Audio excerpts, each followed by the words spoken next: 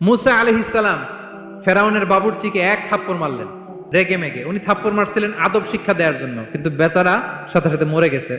উনি মারছিলেন আদব শিখানোর জন্য, বেচারা যে মরে যাবে মুসা আলাইহিস সালাম জানতেন না। এখন দেখে সর্বনাশ, সেটা তো মরে গেছে, অক্কা পাইছে।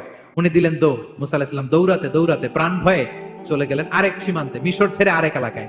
যে দেখে কিছু লোক ধাক্কাধাক্কি করে তাদের উটগুলোকে পানি খাওয়াচ্ছে, আর দুইটা মেয়ে পাশে চুপ করে বসে আছে। উনি বুঝতে পারলেন মেয়েগুলো ইয়াং ছেলেদের সাথে ধাক্কাধাক্কি করে টিকতে পারবে না। উনি এগিয়ে গেলেন, বললেন তোমরা পানি খাওয়াবা ওটদেরকে? হ্যাঁ খাওয়াবো, আস। উনি ওটগুলো নিয়ে সবাইকে সরিয়ে পানি খাইয়ে দিলেন, মেয়েরা চলে গেল।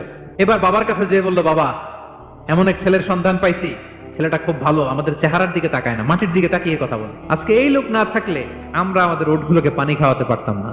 আর ভিনদেশী লোক আমরা চিনিও না। ইন্না খায়রা মান ইস্তাজারতাল কবিয়ুল আমিন। বাবা কাজ করেন, আমাদের তো রাখাল লাগবে, আমাদের দেখভাল করার জন্য তো একজন সুপারভাইজার দরকার, এই ছেলেকে আপনি কাজে রেখে দেন।